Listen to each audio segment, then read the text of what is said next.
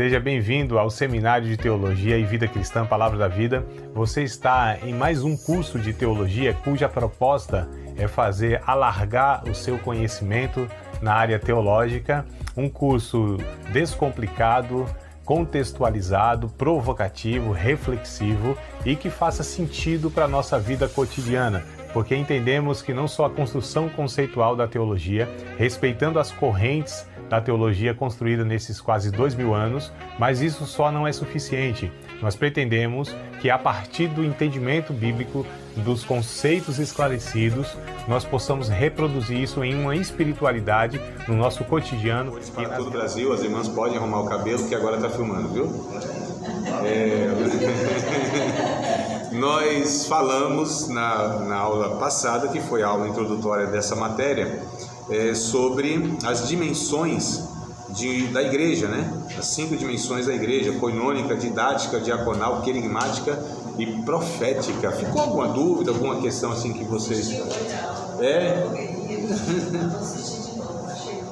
Tem algum pontozinho assim que de repente queria que...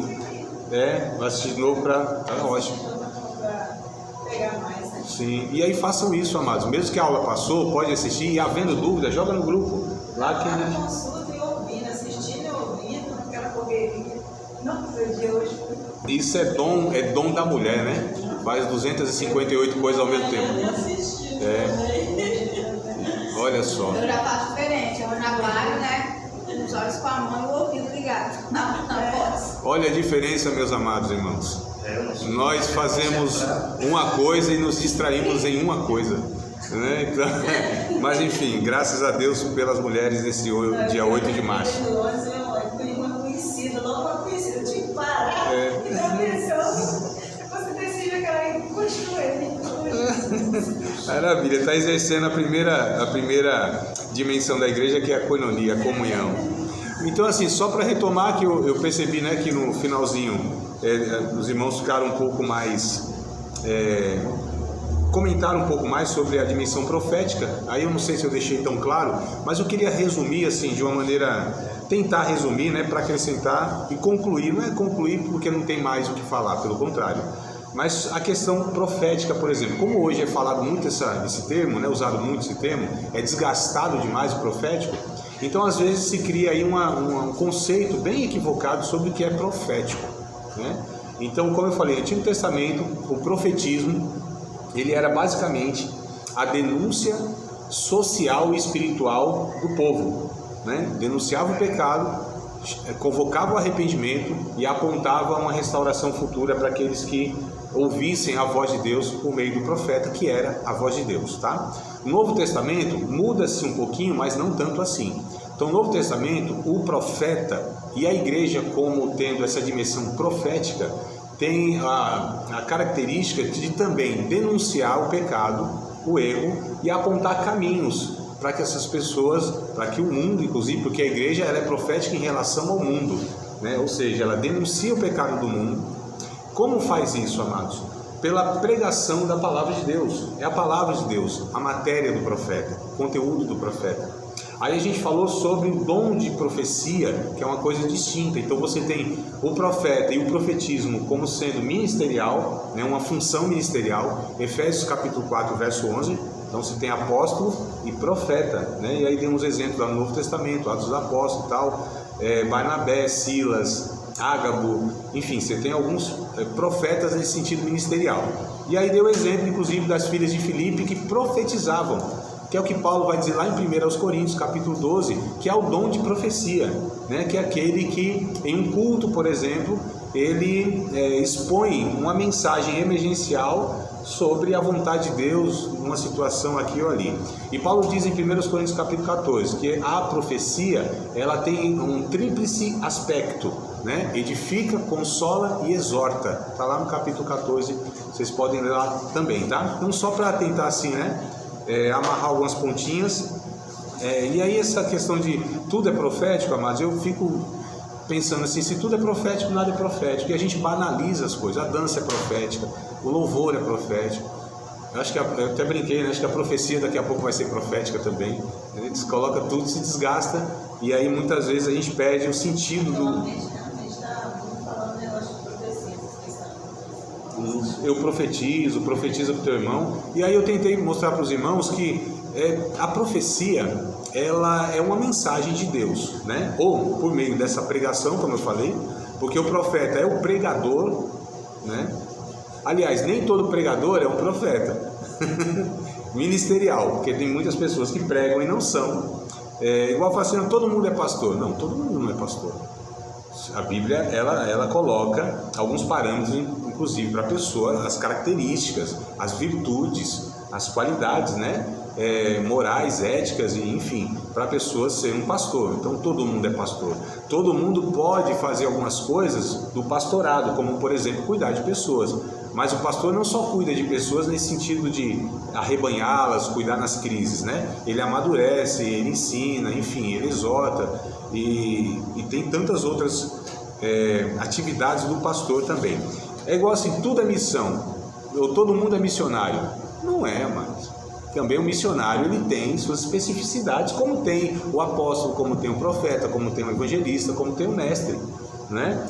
Tudo é missão. Se tudo é missão, nada é missão. Inclusive é um dos subtítulos de um dos livros que eu indiquei para vocês na aula passada. Então, só para a gente não cair nesse erro de banalizar as coisas, porque quando a gente generaliza, a gente banaliza. Não é assim, né? E a gente precisa entender também sobre essa questão da profecia ou do que é profético, tá bom? Inclusive essa questão que não é a pessoa que ela profetiza quando ela decide. Nós não temos o direito de falar nada em nome de Deus se Deus não está falando conosco. Isso é muito fino, né? Eu digo assim, a questão dessa percepção, amados. Essa super espiritualidade, onde toda hora, todo momento, né, a pessoa que está falando, ela pensa de fato que Deus está falando por ela, né, em todo o conteúdo. Eu acho muita soberba, muita inocência ou muita ignorância, ou tudo junto, não sei, né? Lá no passado, muitas vezes os profetas, eles foram lá e deram recado de exaltação, né, mas Deus falava diretamente, né, os profetas. Exato. Por isso tem o Espírito Santo, né? E tem a palavra. E a gente tem um negócio bem interessante, já que a gente está esticando um pouquinho aqui, não vou esticar muito, né? Mas teve um profeta, o Natan, por exemplo, só para a gente ver que são homens, podem ser homens de Deus, mas são homens e são sujeitos a falhas. Tanto é que Paulo diz para a gente julgar tudo que é falado nesse tom, né, de profecia. Então julgue o profeta, julgue as profecias, julgue os conteúdos. É a igreja que tem essa peneira, que deve ter esse freio para o suposto profeta. Então até homens de Deus são passíveis de errarem. Natan, por exemplo, né, que era um profeta aí que Deus usava bastante para falar com Davi, o rei. E aí Davi dizendo assim para Natan, eu quero construir um palácio para Deus e tal. E o Natan disse, ô rei, faz conforme está no teu coração, Deus é contigo. E meteu uma profecia assim, ó, pá. Foi ao contrário. E aí quando o Natan vai embora, Deus falou, Natan, ô senhor, diga, então volta para Davi e diz para ele que eu não falei nada disso aí que você está falando não. Aí lá vai o cara com aquela cara de sexta-feira, chegar para Davi e falar, Davi, né, eu tô aqui, lógico, dando uma floreada no negócio. Ô Natan, diga, Deus falou mais alguma coisa que é para eu fazer? Então, não, aqui assim, desculpa aí, mas eu falei da carne, Deus não falou nada disso, você não vai construir nada não, Deus não é contigo nesse negócio. Então, só para a gente entender que homens de Deus também são passíveis, porque são seres humanos, amados.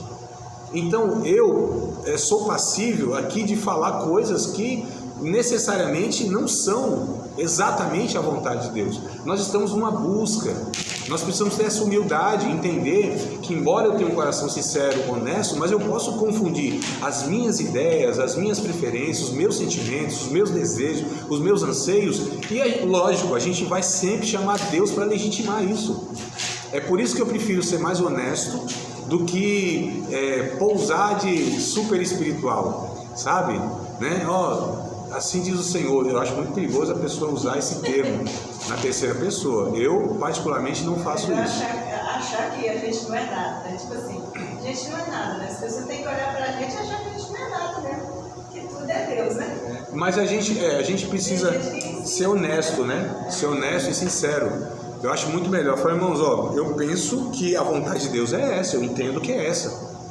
Mas quer dizer, eu posso estar errado, porque quantas coisas lá atrás, há 10 anos, há 15 anos, há 20 anos atrás, eu falava e defendia com unhas e dentes, um microfone na mão no púlpito. e hoje já não mais. Isso é um amadurecimento. A gente vai mudando, não é? A gente vai compreendendo mais de Deus.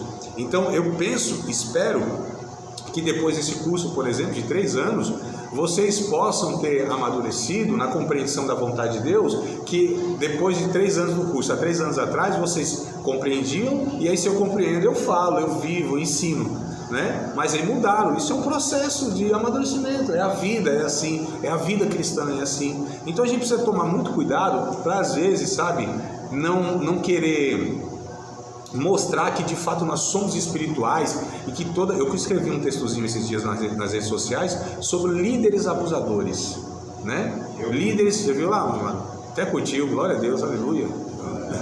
Curte e compartilha.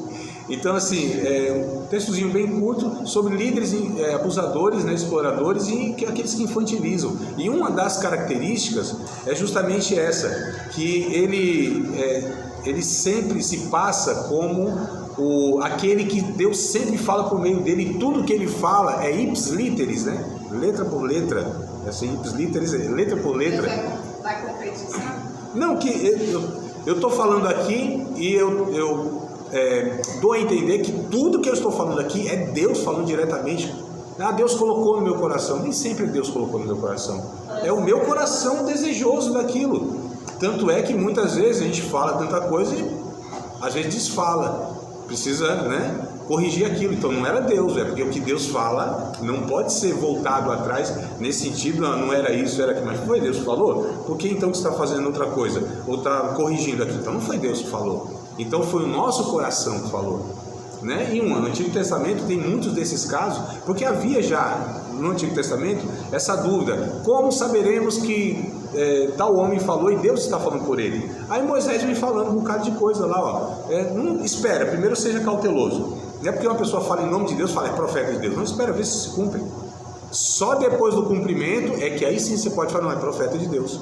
E mesmo assim, coisas que se cumpriam, olha que coisa interessante, está lá no Antigo Testamento, mesmo se cumprindo, e esse profeta falando tal coisa, mas desviasse o povo de Deus, mesmo se cumprindo a sua profecia, esse profeta não falou no nome de Deus, do seu coração falou o profeta, ou o falso profeta. Então a gente tem isso no Antigo Testamento e no Novo Testamento. Então não se reconhece profeta porque ele supostamente está falando em nome de Deus. Se conhece quando se cumpre o que ele fala. E aí é preciso esperar, é preciso provar. E se não aconteceu, chamá-lo, fala, vem cá fulano, você falou isso aqui, ó, e não se cumpriu o prazo que você deu, da forma que você deu, né? E aí, enfim, o que quero dizer, amados, que a gente tem que ter muita cautela, muita prudência. A gente precisa ser simples como a pomba, prudente como as serpentes. Jesus ensinou isso para nós, né? Mas vamos lá, só para a gente entender uma das dimensões da igreja. Ela tem essa dimensão profética. A igreja é de origem divina e composição humana, tá?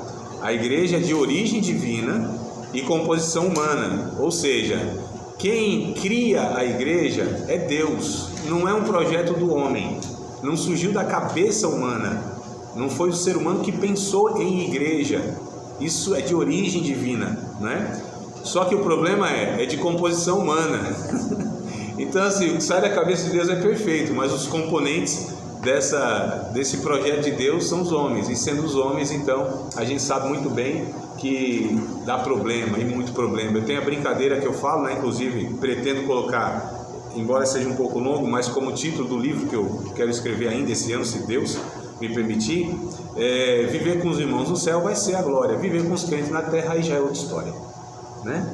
Então assim, é a igreja de Cristo, mas a composição, os componentes são seres humanos, portanto são falhos, e aí a gente vê inclusive bastante coisa que não é nem vontade de Deus, né?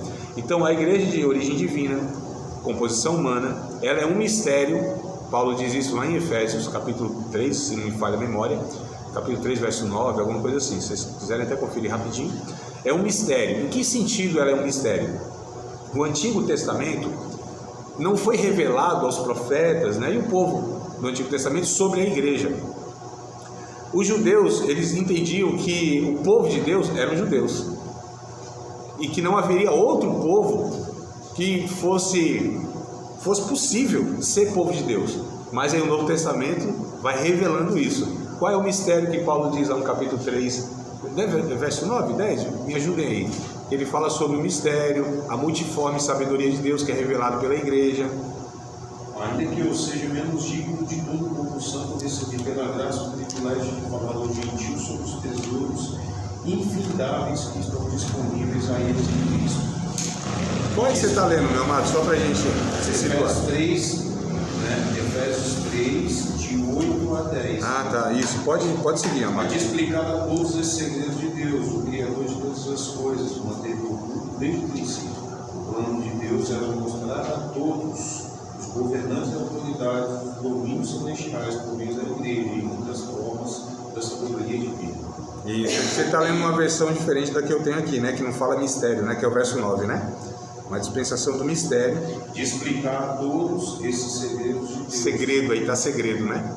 Então segredo, mas equivale a mistério, tá? Então a igreja é esse mistério que o Antigo Testamento não tinha trazido com clareza e Paulo vem falando que é a igreja. E quem é a igreja? É justamente a mistura, né? E Paulo diz isso lá em 1 aos Coríntios, capítulo 10, verso 32, alguma coisa assim. Pegando a memória, não, por isso que eu estou pedindo para vocês conferirem aí, tá? 1 Coríntios 10. Deve ser 32, antes de escrever para não errar, confere lá.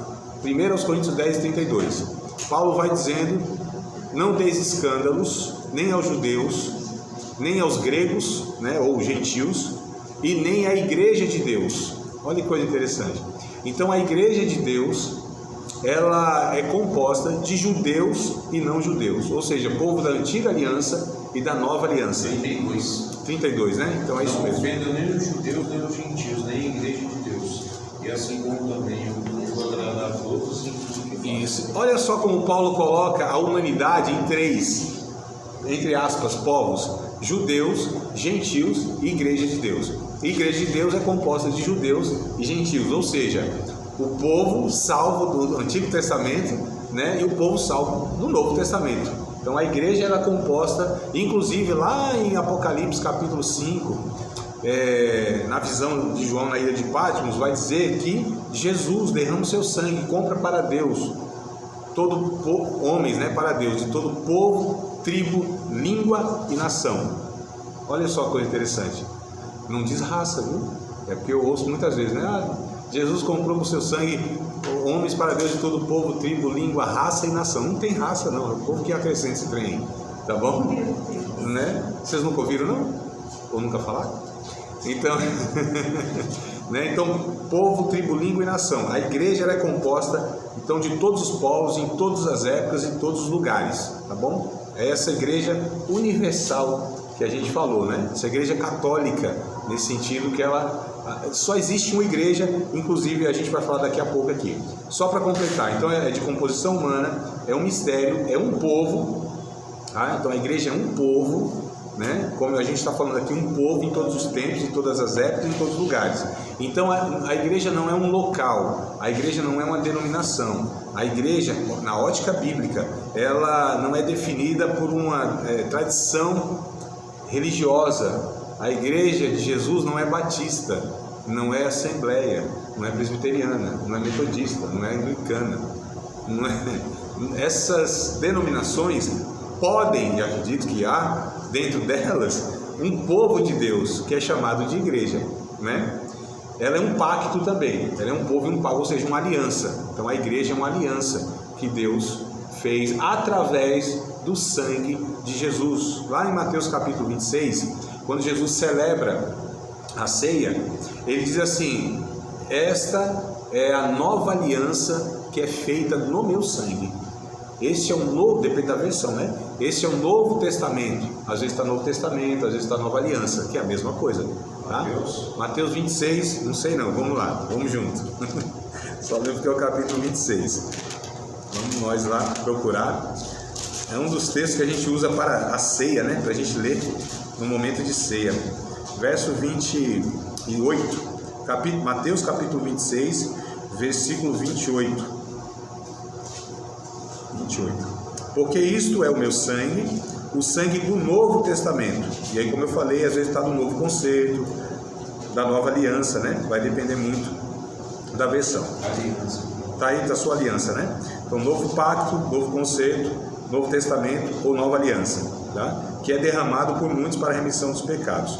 Então, a igreja, ela é um pacto, é uma aliança, tá bom? Entre Deus e aí a igreja, né? Aí a gente colocou aqui o seguinte, isso aqui é uma declaração oficial na história, amados, um dos primeiros concílios da igreja, que foi no ano 325, chamado de Concílio de Niceia, na cidade de Niceia lá, fizeram um documento lá, os líderes na época, né? Mundial, assim, considerados os principais líderes do mundo na época, eles fizeram nesse concílio, na cidade de Niceia, uma confissão de fé. Todo cristão deveria conhecer essa confissão de fé. É uma coisinha de fé, coisinha curta. Acho que toda igreja protestante deveria ter assim um quadro, deveria ler de vez em quando, para entender o que nós cremos. A confissão de fé é o credo apostólico, né? O que nós cremos como igreja cristã, protestante. O que um discípulo de Cristo confessa. Se vocês me lembrarem, eu passo aqui um arquivozinho para vocês. Coisinha curta mesmo. Deve ser 2 páginas assim, tá? Só que eu extraí só em relação à igreja, né? Que lá vai falar sobre a divindade de Cristo, sobre a doutrina da Trindade, sobre a doutrina da igreja, né? Uma coisinha assim bem resumida mesmo. Aí eu extraí sobre a igreja, né? Ela é una, ela é santa, ela é católica e ela é apostólica. Então olha só 4 características da igreja. Ela é una, só existe uma igreja. Isso, são características da igreja, né? Ela é uma só, é una. Não há possibilidade de haver mais de uma igreja. A igreja, na ótica de Deus, é uma só, é única, é uma só. Ela é una, uma só. Una é uma. Ela é una. Ela é santa, né? Isso quer dizer que ela é distinta, ela é separada, ela é vocacionada. Olha que coisa interessante. Ela é consagrada. Então a igreja é um povo consagrado a Deus, é um povo peculiar. É isso tudo aí que você está falando. Oi? Ela é una, santa, consagrada. Não, una santa. O termo santo, eu estou só, né? Mas porque a gente fala santo, fica muito genérico, né? Ele falou una que existe só um. É isso. Santa porque é separado. É separado. Exato. Então é una, santa. Vamos lá de novo. Se quiserem anotar, anotem assim. Ela é una, ela é santa, ela é católica e ela é apostólica. Tá bom? São as 4 características que eu estou tentando dar uma pinceladinha, né? Ela é uma só, não existe 2, 3. Isso. Então ela é una, ela é santa, ela é católica. O que quer dizer católico? A palavra católica quer dizer universal, em todos os lugares, né? Isso é católico. É que a outra, um movimento aí na história. Mas quem católica, a igreja católica. Sim, exato. O termo, a palavra católica quer dizer universal. Mas a igreja de Cristo, ela é universal. Não da universal como essa universal que nós temos. Tem briga aí na hora que entra nesse aspecto aí de igreja, as pessoas falam, mas eu sou católico, mas Deus é só um. Aí santo não sei o que, santo não sei o que, e as pessoas querem impor. Quando você vem estudar a palavra, fala, só existe um Deus, um só mediador, um só Espírito. Isso. É por isso que é uma bobagem é por isso que é uma bobagem nós defendermos denominações, amados. Isso é uma bobagem, tá? As denominações que nós fomos criando ao longo do tempo, a partir da Reforma Protestante para cá, porque até a Reforma Protestante, 1500, calma aí, tossi no ouvido dos irmãos que estão escutando, vão assistir lá. A Reforma Protestante, 1517, só havia uma denominação, por assim dizer, que era a Igreja Católica Apostólica Romana, que ela surge, nós não tivemos história da igreja ainda, né? Nós vamos ter essa matéria e eu vou estar passando para vocês as informações. Mas até o ano 313 não existia nenhuma organização, nenhuma instituição, nada organizado, templo, nada disso. Os irmãos viviam numa maior simplicidade possível, se reunindo em casas, em praças, em catacumbas, porque eram perseguidos, em florestas, não tinha nada. O reino de Deus não é placa de igreja. Aí o que acontece? No ano 313, eu vou retomar tudo isso na história da igreja, na matéria, tá? No ano 313, o imperador Constantino, que era o imperador da época, né? Imperador mundial, ele então decide assim criar, por assim dizer, essa religião do império. porque os cristãos estavam crescendo tanto no império. Ele, como um bom político que era, né, disse: opa, preciso chamar esse povo para mim. E aí então ele aboliu a perseguição, porque era lei você matar os cristãos, era tudo amparado pela lei. Aboliu a perseguição, deu privilégio aos pastores na época, né, os presbíteros que dirigiam, os que eram os líderes dos grupos. Enfim, ele instituiu como religião oficial do império. Aí então surge a Igreja Católica Apostólica Romana.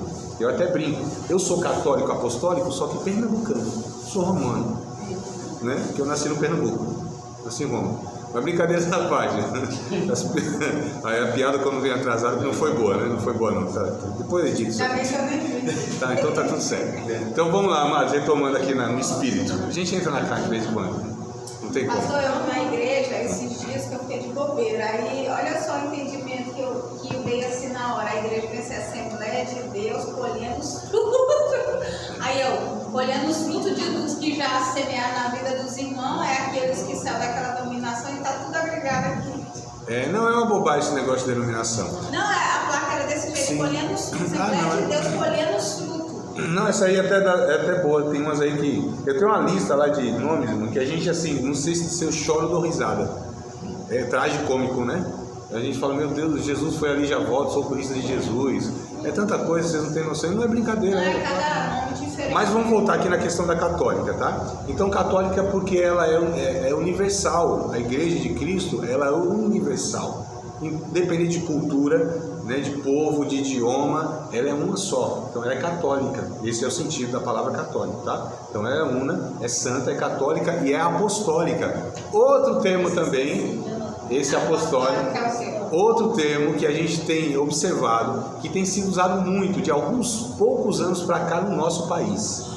Questão do apostolado, do que é apostólico e tudo mais. Eu não vou entrar nem no mérito da função em si. A gente vai ter uma matéria que a gente vai trabalhar especificamente isso. Quem é o apóstolo, quem é o profeta, quem é o evangelista, quem é o pastor e quem é o mestre, tá? A gente vai ter uma matéria específica para a gente falar sobre essas funções, esse ensino da Bíblia. Mas apostólico, qual é o sentido de apostólico? É porque a igreja, segundo Efésios capítulo 2, verso 20, a igreja ela é fundada, ela é fundamentada, melhor dizendo, sobre a doutrina dos apóstolos e dos profetas, ou seja, dos ensinos dos apóstolos. Então ela é apostólica porque ela se baseia nos ensinos dos apóstolos, Paulo, Pedro, né, o João, Tiago, enfim, os apóstolos que trouxeram a doutrina. Então assim, a gente não tem uma fonte de doutrina e ensinamento que não seja dos apóstolos. Se a igreja ela é bíblica, se a igreja é de Cristo, ela precisa ter como parâmetro os ensinos dos apóstolos. Efésios 2:20, tá? Então assim, ela é apostólica nesse sentido. Ela se estrutura a partir dos ensinos dos apóstolos, amados. Tá bom? Então só para a gente fechar essa questão da origem, da composição. A igreja é a origem da composição da igreja, né? São esses quatro. Isso, una, santa, católica e apostólica, né? O apóstolo Paulo fala sobre esse mistério que a gente falou em Efésios, capítulo 3, como eu falei, do verso 1 ao 11, depois vocês leiam. Dever de casa, tarefa de casa.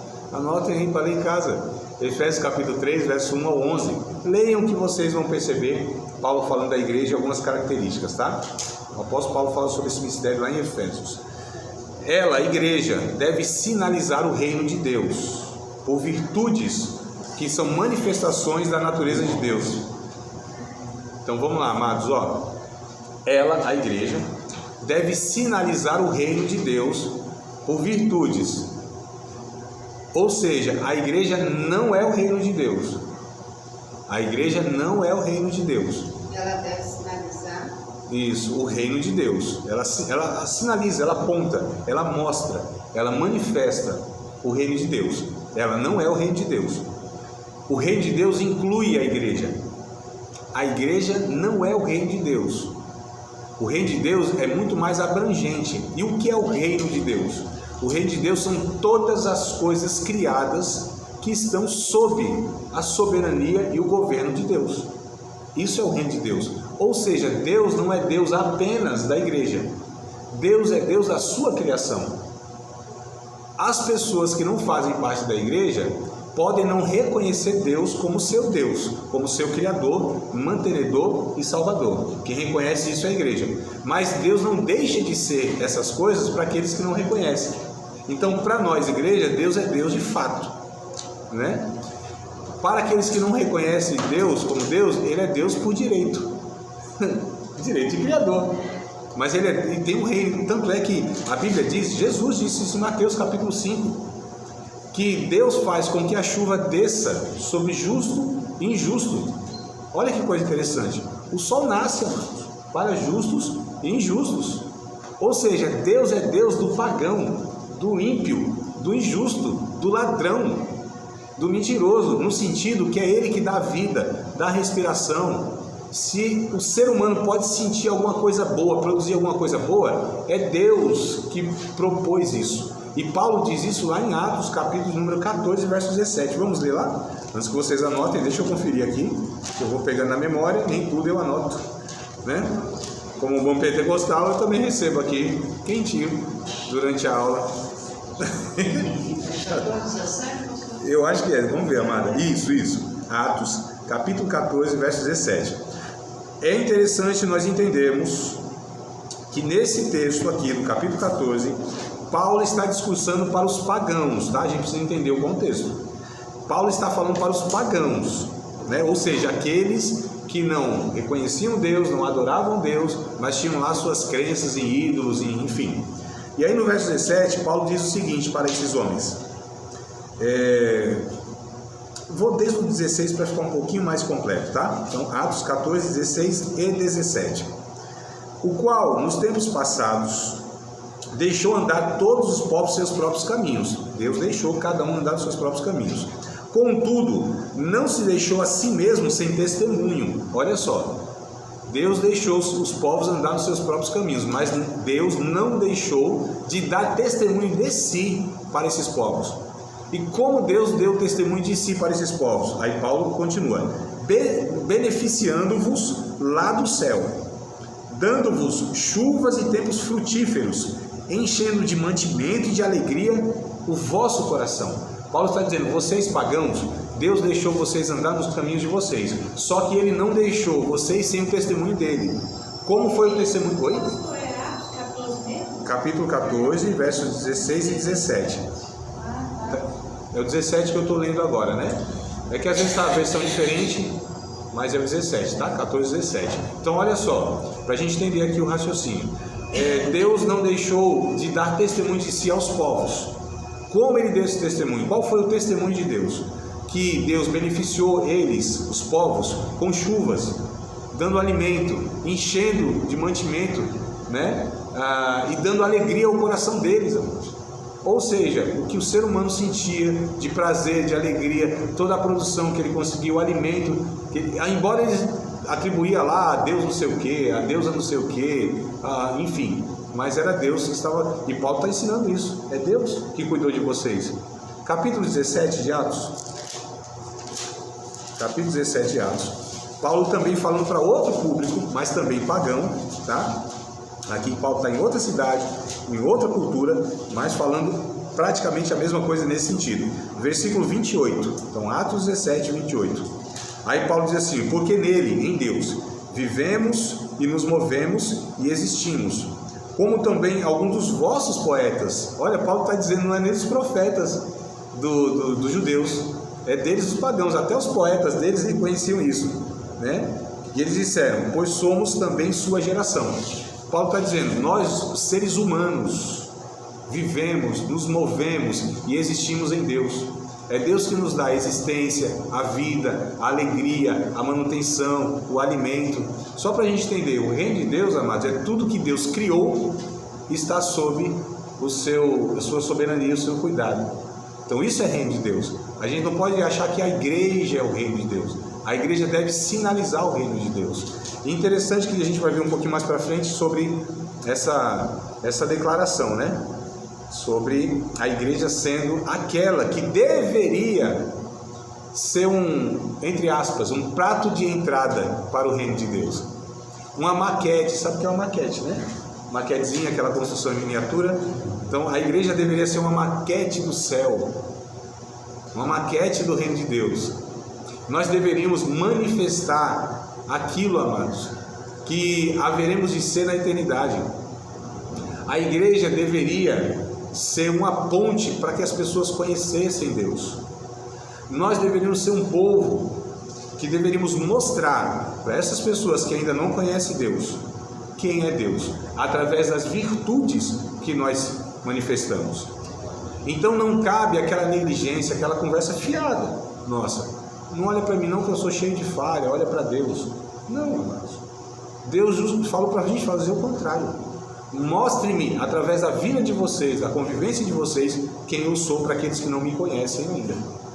Então nós somos os pequenos cristos, os cristãos. Nós somos os filhos de Deus que devem manifestar as virtudes e a natureza, as características do Pai. Então a igreja deve ser, amados, esse dedo que aponta o reino de Deus é por aqui. Nós estamos indo, nós não somos o reino de Deus, mas nós estamos manifestando o reino de Deus, porque o reino de Deus chegou até nós. Foi o que Jesus disse lá em Marcos capítulo 1, verso 14: o tempo é chegado, arrependam-se, o reino de Deus está próximo. E quando Jesus disse o reino de Deus está próximo, ele não estava se referindo que ele estava por vir, cronologicamente estava próximo. Não é essa a ideia. Próximo no sentido de acessível.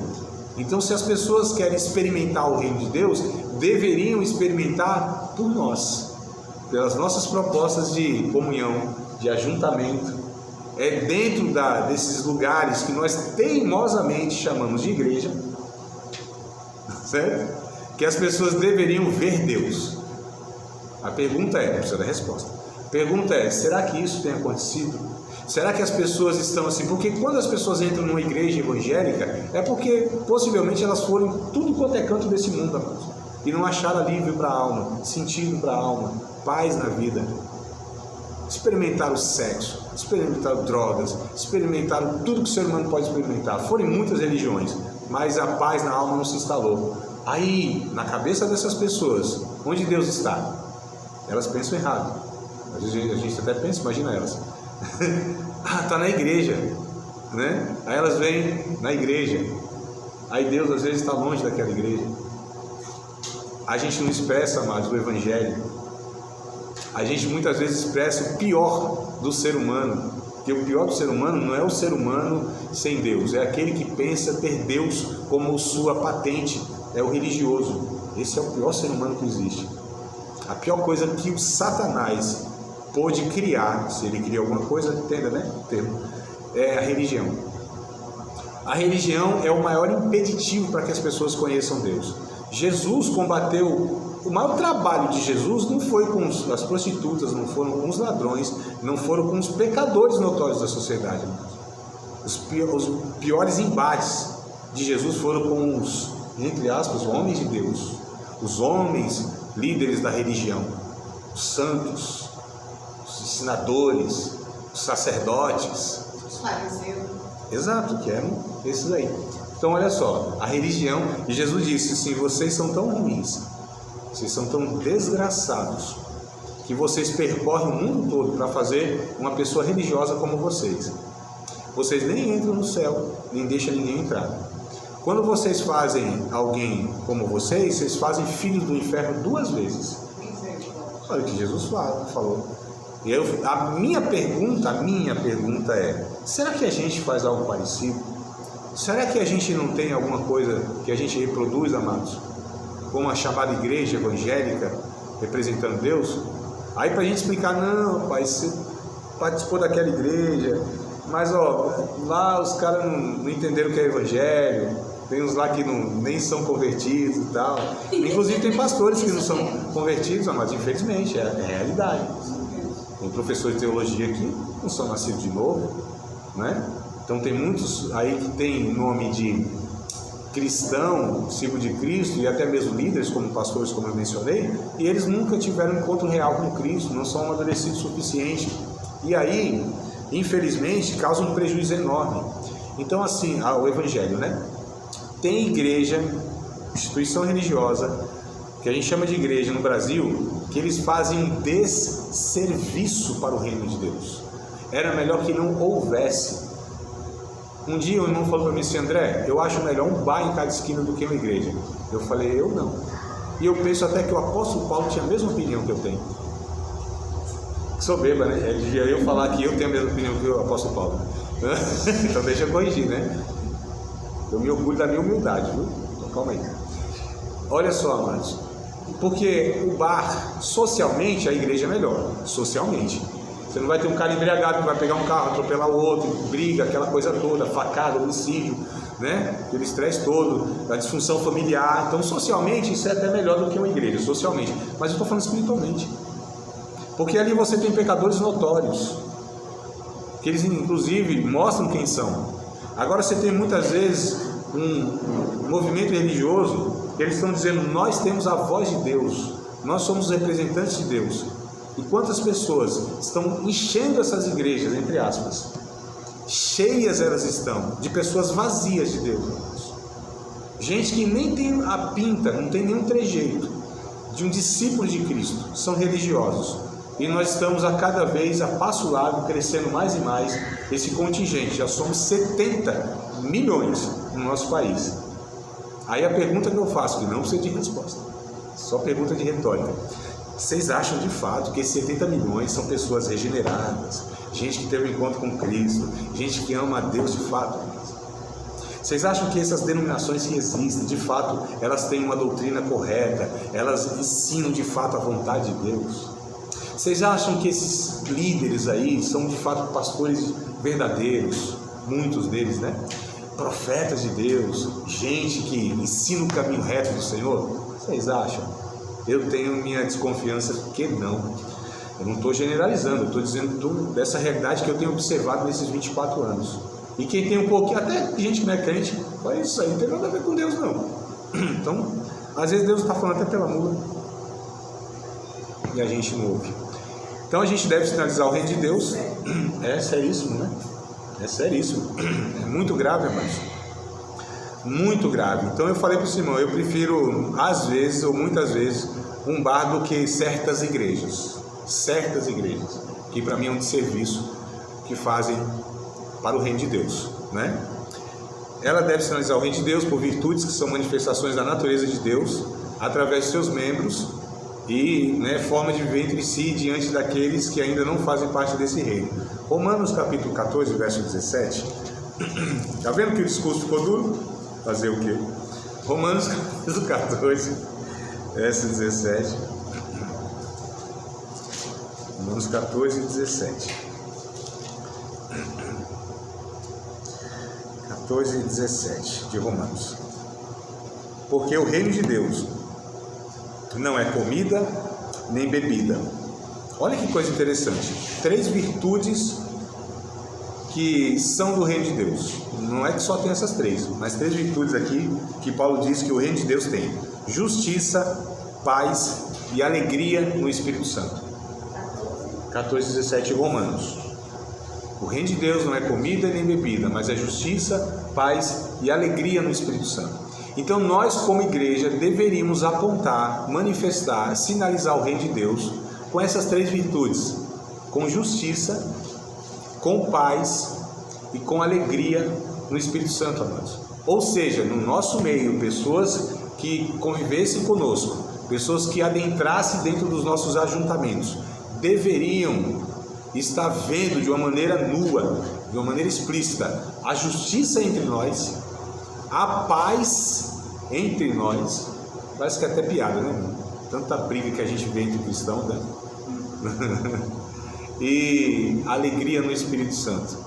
Isso deveria ser no nosso meio, coisas evidentes, né? Deveriam ser características assim claras no nosso meio, tá? Toda igreja que de fato diz que é uma igreja de Deus deveria ter essas virtudes, essas no mínimo aqui, entre outras, claro, né? Tudo bem, amados? Bora para frente, que talvez agora fique mais animado. Se ficar muito dura a aula aqui, o discurso, no final a gente canta uma música. Não é assim que a gente faz os cultos? No final canta uma música para ver se anima, né? A natureza da igreja. A natureza da igreja. Bora lá? A natureza da igreja que eu quero abordar com vocês agora. Quando eu falo de natureza da igreja, eu quero falar sobre a sua identidade e a sua missão, tá? Então, natureza da igreja, identidade e missão. Então, a natureza da igreja, eu quero extrair de um texto lá de 2 aos Coríntios, 2 aos Coríntios capítulo 5, verso 17. 2 aos Coríntios 5 e 17. Sobre a natureza da igreja, tá? A natureza, né? Da igreja. Diz assim: assim que se alguém está em Cristo, é nova criação ou nova criatura. As coisas velhas já passaram e eis que tudo se fez novo. Qual é a natureza da igreja? É uma natureza gerada por Cristo, através do novo nascimento. Então a igreja, ela é de uma natureza divina, ela é gerada por Deus, portanto, ela é espiritual, amados, tá? Ela tem categorias para reger a sua vida, segundo as Coríntios 5:17. Ela tem categorias para reger a sua vida a partir daquilo que é espiritual, ou seja, daquilo que Deus gera na igreja, tá? Então não é uma proposta humana, não somos nós que decidimos os rumos da igreja, nós somos líderes que devem estar dizendo o que deve ser feito, como sendo eles o parâmetro de orientação. O que os líderes devem fazer? Os pastores, os ensinadores, os pregadores e os demais líderes devem apenas repassar aquilo que a Bíblia ensina. Lembra do profeta que ele não gera profecia? Pronto. Então ninguém na igreja tem direito de falar absolutamente nada, a não ser aquilo que Deus, pela sua palavra, é quem orienta a igreja, aconselha a igreja. Então não é projeto nosso. Se não é projeto nosso, eu não tenho nenhuma palavra. Um irmão disse para o pastor, o senhor pode orar pelos meus negócios e abençoá-los? Ele disse, não, meu filho, posso não. Não tenho autorização de Deus para fazer isso. Eu, como não consigo? Deus só me deu uma autorização para orar e abençoar os negócios de Deus. O teu é teu. Os teus negócios eu não tenho autorização para abençoar. São teus. Ah, minha igreja, pastor. Eu falei, então se é a sua igreja, tá bom, meu irmão. Faz o que você quer dela. A igreja de Jesus é outra história. Jesus está edificando a dele, ele disse. Se você quiser edificar a sua, vai fundo. Vai na fé. Vai na coragem, né? Por tua conta e risco. Então, muitos de nós, amados, estamos edificando um projeto nosso. Ele não é de Cristo. E nós não temos autorização e não vai ser abençoado. Nenhum projeto humano. Tá certo? Pastor, mesmo você falou que tem que edificar com a palavra, no caso a palavra. Sim. E a gente passa, o líder ele passa a palavra. Vai dar a palavra para corrigir alguma coisa. Mas o Espírito Santo que vai convencer. Exato. Né? E às vezes a pessoa fala da palavra e tal, né, para corrigir, mas esquece que o Espírito Santo é ele que convence. Né? Exato. Mesmo porque a palavra é dele, né? Do Espírito Santo. Então, assim, a gente às vezes, como a gente tem essa falsa sensação que nós, de alguma maneira, somos responsáveis pela igreja, no sentido que nós que conduzimos e tal, a gente acha que é na força do nosso braço, né? É pela nossa sabedoria humana, por nossos recursos. Não é, amados. É Deus que vai. A gente tem aqui um outro ponto que eu vou falar, que a igreja é triunfante. Já vou adiantar aqui, vou sair da sequência. Ela é triunfante. Ou seja, a igreja nunca perdeu uma batalha sequer ao longo da história.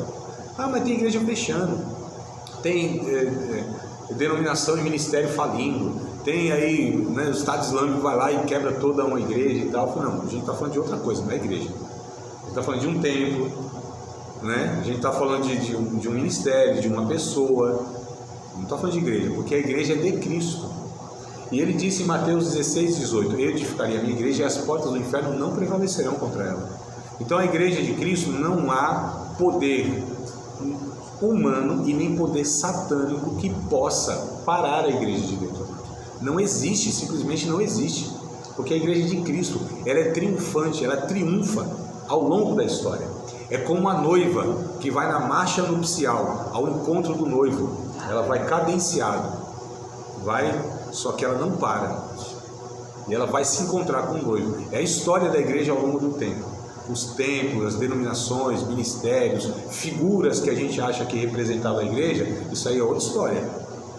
Agora a igreja de Cristo, ela vem, assim, são 2000 anos já, né? Pelo menos de Cristo para cá, que ela vem vencendo impérios, reis, sistemas políticos, militares, econômicos, culturais. A igreja, ela é mais do que vencedora em Cristo Jesus. Fala também do reino, né? Que o reino de Jesus é um reino que é estabelecido. Sim, sim. Então a igreja não é Você fala do reino do Apocalipse. em Apocalipse está falando lá, né? Que Não é existe nenhum reino igual a ele, ele é estabelecido. exato, não existe outro reino na verdade. Só existe um reino. Existe a tentativa humana de impérios. Que a gente precisa entender o conceito de reino. Só existe um reino, um rei e um Deus, amados. É isso que a Bíblia declara com todas as palavras. Essa ideia nossa, o reino das trevas, o reino do diabo e o reino de Deus, isso não é bíblico. Esse conceito não é bíblico. Porque essa é a ideia que a gente tem, né? Satanás é um rei, tem um reino. Não tem. Não tem. Rei é Deus. Deus é Deus. Então Satanás é uma criaturazinha, mano. Há uma tentativa de ele implantar um império, que é uma rebeldia contra o reino. Mas isso é impossível. Porque esse rei, ele é absoluto, ele é soberano, ele é único. Ele tem todo o poder, amados.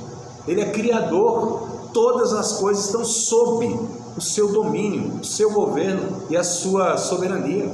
Então a gente vai criando uns negócios de doido que a Bíblia não fala, né? Inclusive ele vai destruir todos os outros reinos, né? Daniel, no caso, a visão de Daniel, né? A pedra arrancada sem auxílio das mãos, vai e fere a estátua lá no pé. Ele conta a história dos reinos humanos, ou desses reinos físicos, né? Então Babilônia, Medo-Pérsia, Grécia, Roma. Essa é a figura que a irmã está se referindo, Daniel 9, né? Uma coisa assim.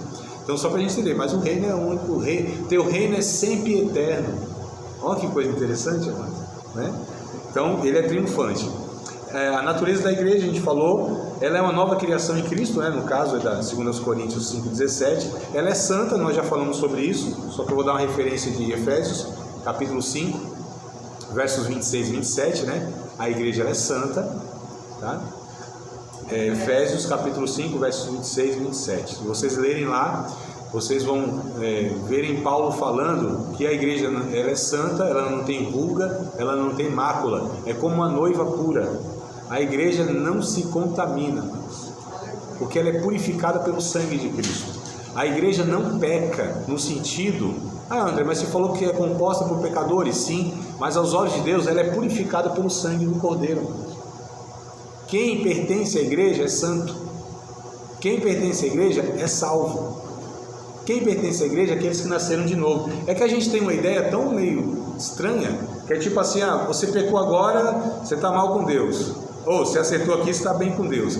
Mas se fosse para Deus lidar com a gente desse jeito, não tinha um aqui.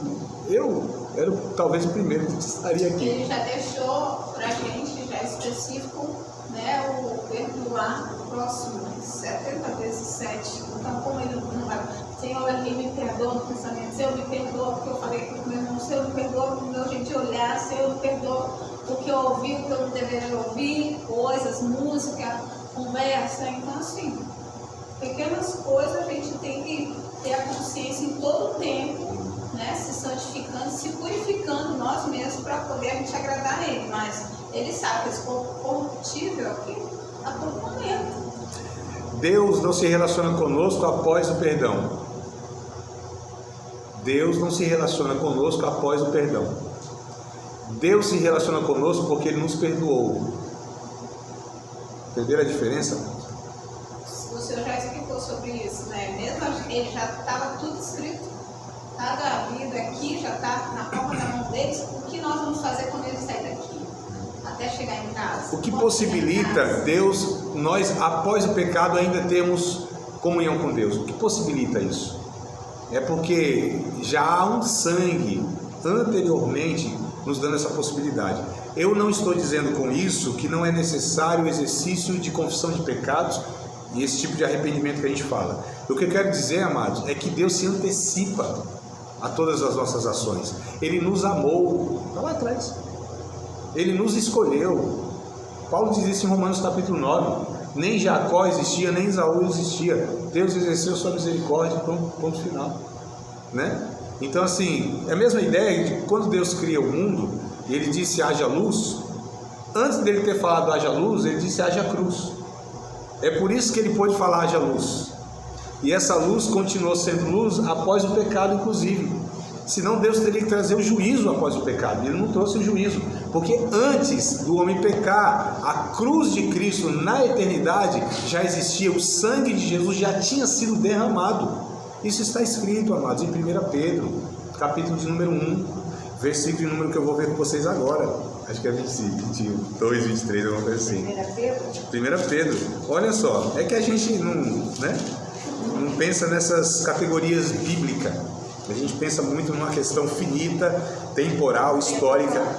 Nossa, 1 Pedro capítulo 1, verso 20, na verdade, tá? Verso 20.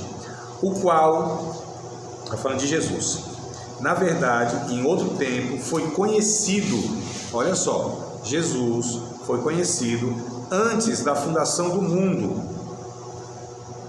mas manifestado agora, né? Ou seja, nesses últimos tempos, por amor de vocês. O sangue de Cristo, o sacrifício de Cristo, se vocês lerem 19, 18 e 17, vai estar falando sobre isso. Nós somos comprados pela nossa vã maneira de viver, que por tradição recebemos nossos pais, não com prata, não com ouro, mas com o precioso sangue de Cristo, como de um cordeiro imaculado e incontaminado, o qual foi conhecido antes da fundação do mundo, mas manifestado agora, por amor de vocês. Então, antes, amados, da fundação do mundo, a ótica da Trindade, no conselho da Trindade, o sangue de Jesus já tinha sido derramado por aqueles que eles iam criar, manter e resgatar. Deus trabalha na perspectiva eterna, não é no nosso tempo, não é na nossa história. Ele entra nesse processo, mas ele está para além desse processo. Apocalipse capítulo 13, verso 8, ainda falando sobre essa realidade de que o sangue do Cordeiro, de que Jesus, na ótica de Deus, já tinha sido oferecido para favorecer os homens a continuar tendo a possibilidade de serem alcançados por Deus.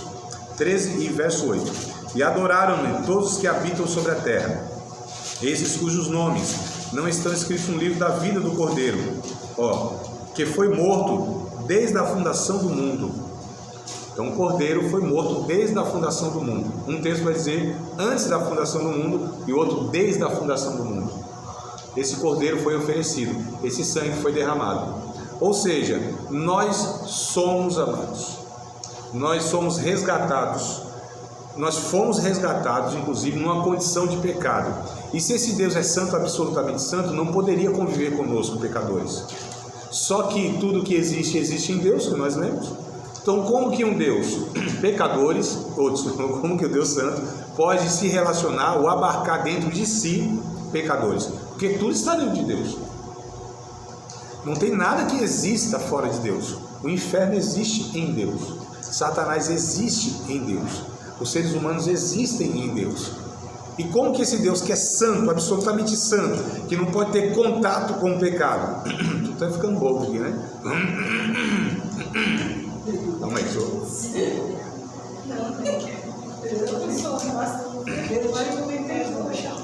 Oi? Então, eu vou jogar a aqui no rosto. Vamos lá, mano. Vamos lá que o negócio é porque tá um calorzinho. Eu nessa fala mansa. Não tem luz, não tem bateria, não tem teclado no fundo. Ai, por isso vocês dormem. Vamos lá. É o cansaço que vai chegar. Eu sei. Mas bora nós aqui, olha aí, vai nós. Ô, glória, vocês são os vencedores, aqueles que chegaram da batalha. Pode ficar à vontade, amado. Fica aí. Vamos lá, vocês estão de olho aberto, mas assim, estão olhando para mim, então. Pica-pau, o Tony Gerard pode fazer.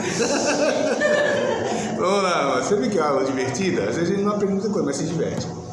Eu estava falando sobre a igreja santa, sobre ser santo, não é isso? Sobre esse Deus que é santo e abarca em si pecadores. Como isso é possível? Porque é um remédio, algo que possibilita isso, que é o sangue de Jesus, que manchou toda a criação após o pecado.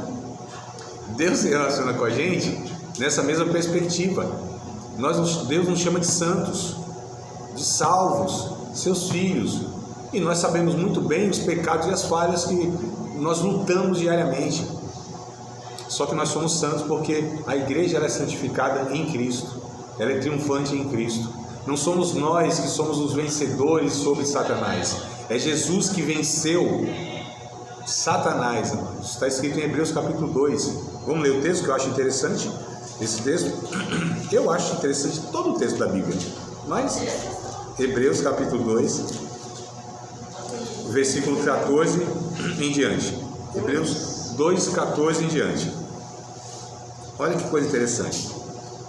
E visto como os filhos participam da carne e do sangue, também ele participou das mesmas coisas. Está falando a respeito de Jesus, né?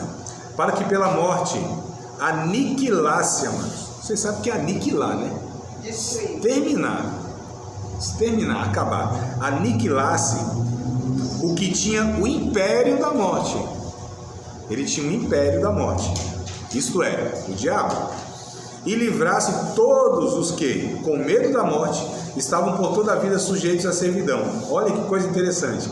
Então Jesus, ele aniquila o império da morte com a sua morte e ressurreição. E livra todos esses que estavam sujeitos a esse império da morte. Tanto é, amados, que lá em 1 Coríntios capítulo 15, verso 51 ao 58.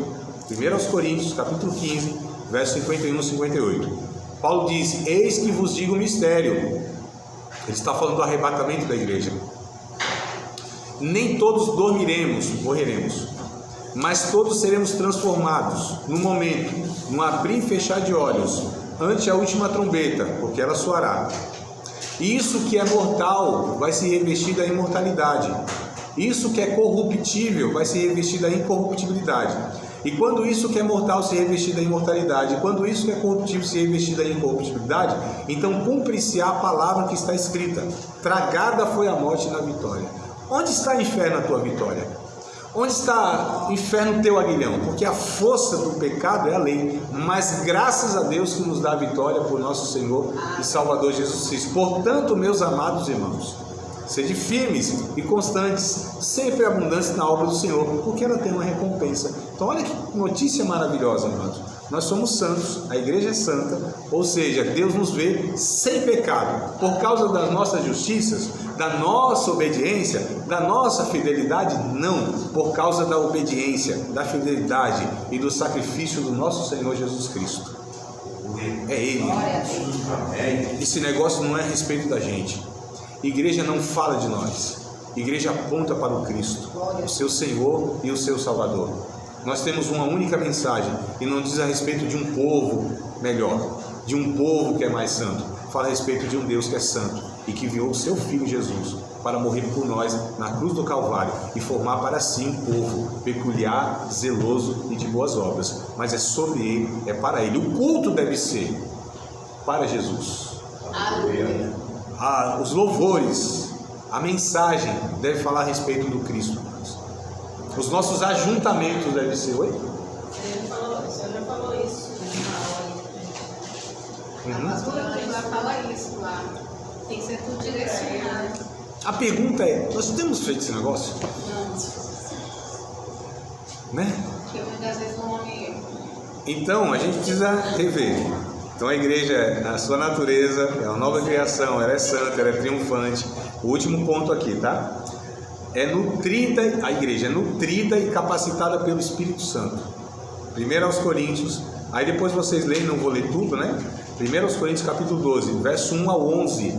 Depois vocês leem esse texto, verso 1 ao 11. 1 aos Coríntios capítulo 12, verso 1 ao 11. A transformação da mente, né? Não. Essa aqui fala dos dons espirituais que o Espírito ele dá à igreja, né? Para a edificação do corpo de Cristo, para a edificação da igreja.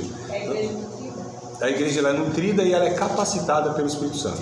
Ela é nutrida, ela é alimentada e ela é capacitada pelo Espírito Santo. Tá? E esse texto de 1 Coríntios, capítulo 12, verso 1 ao 11, vai falar sobre isso. Os dons que o Espírito Santo dá à igreja com a finalidade de edificá-la. Aí vocês pulam para o verso 28, tá? Que vai falar de mais uns recursos lá. Verso 28. Tá? Esses são os dons e os recursos que o Espírito Santo dá à igreja para ela ser edificada, nutrida, capacitada para estar anunciando o Evangelho. Efésios capítulo 4 também vai falar, verso 11 e 12, vai falar... 1 Coríntios capítulo 12, verso 1 a 11, e pula para o 28, vai falar sobre os dons, né?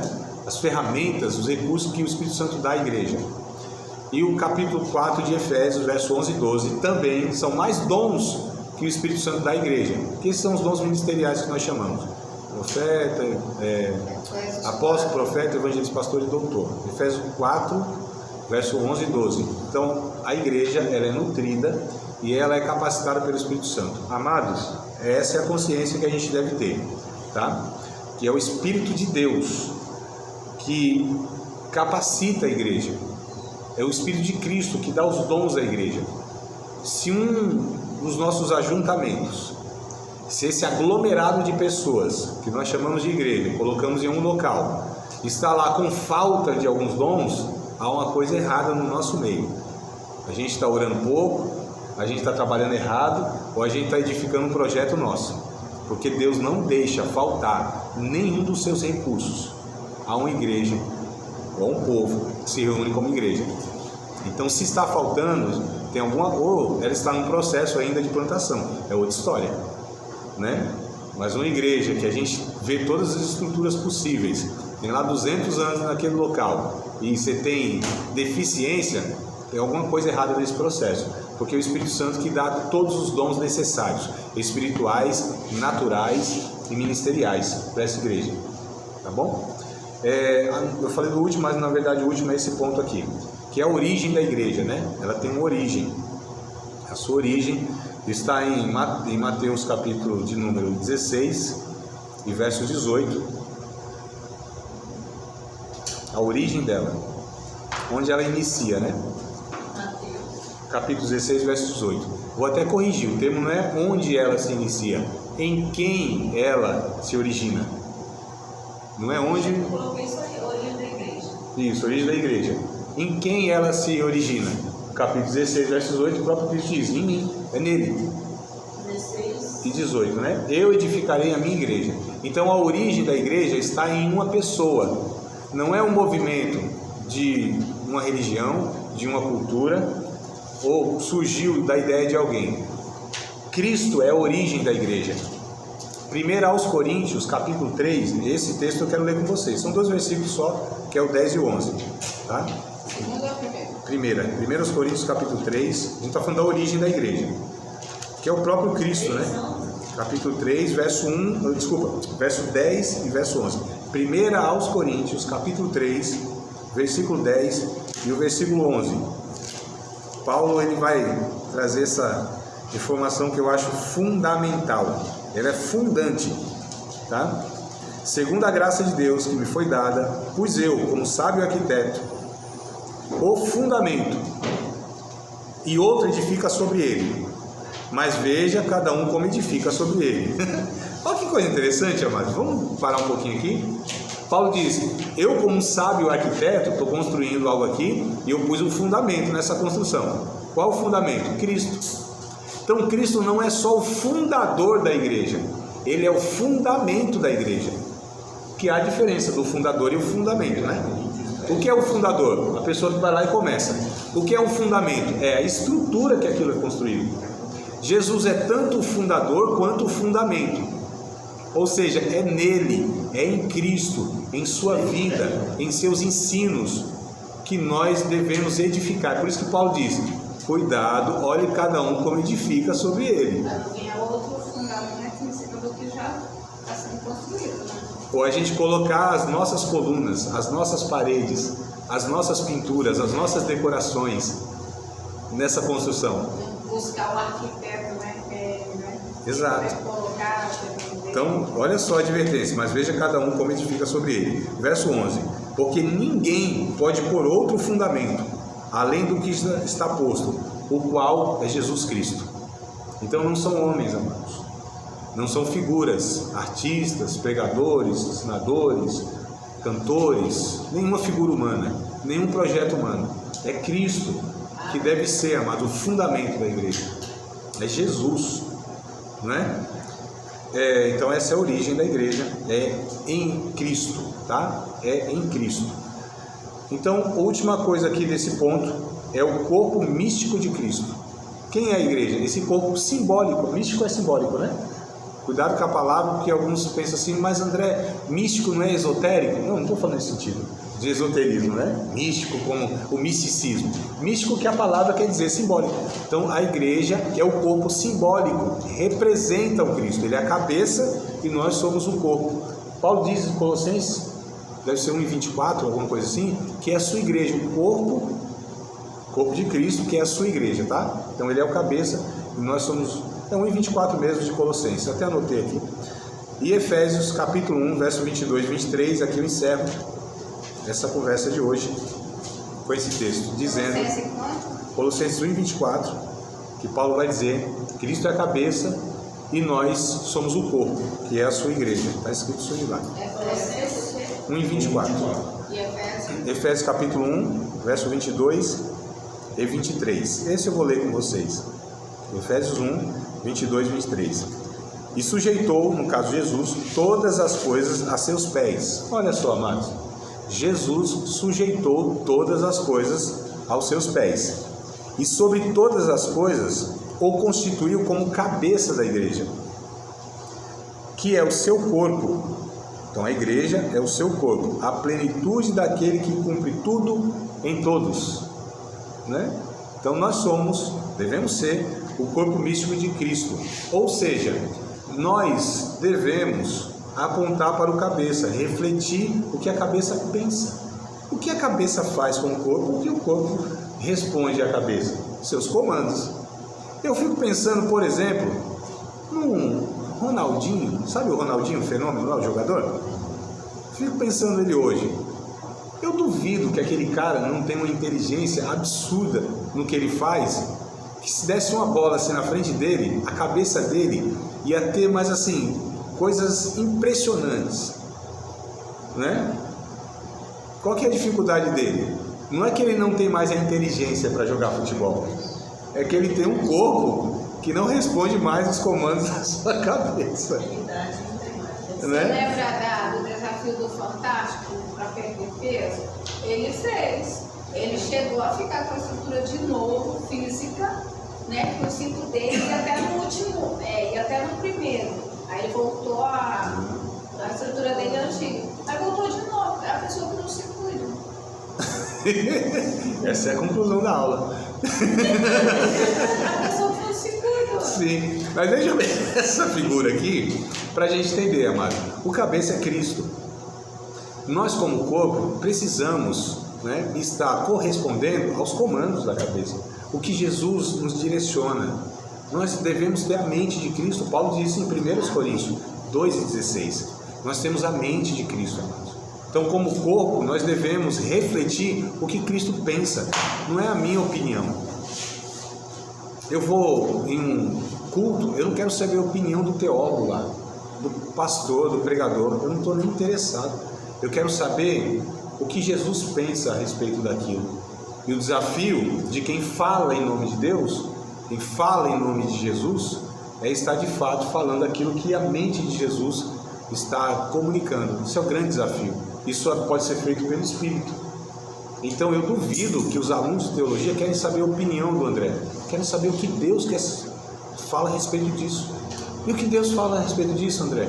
O que Deus fala a respeito daquilo? Isso é vontade de Deus? O que Deus tem a falar sobre isso? Qual é o meu desafio, amados? Meu grande desafio, enorme desafio, é eu estar fazendo esse exercício constante de me esvaziar e tentar fielmente. Isso é um desafio absurdo. Falar, ó, Deus, Ele pensa isso, sobre isso.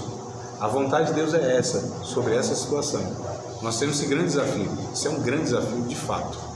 E quanto mais honestos nós formos, mais chance a gente vai ter de passar de fato o que a cabeça de Cristo está querendo comunicar através de um membro do seu corpo, ou dos membros do seu corpo. Então é isso que a gente precisa entender como igreja. Aqueles que não representam a si, aqueles que não falam de si, aqueles que não expressam o seu desejo, os seus anseios, os seus sonhos, suas vontades, mas aqueles que falam a respeito de Deus, irmãos, e do seu Cristo. Pode participar de mais uma aula de um dos nossos cursos, Seminário de Teologia, Vida Cristã, Palavra da Vida. Espero que tenha te abençoado, não só alargado o seu conhecimento teológico, mas que tenha também atingido o teu coração para que você possa, a cada dia mais, reproduzir a vida de Deus nas suas relações cotidianas. Se você ainda não é aluno oficial de um dos nossos cursos, se inscreva aqui no contato que vai aparecer do WhatsApp. Também nos siga nas redes sociais, se inscreva no nosso canal, compartilhe à vontade e Deus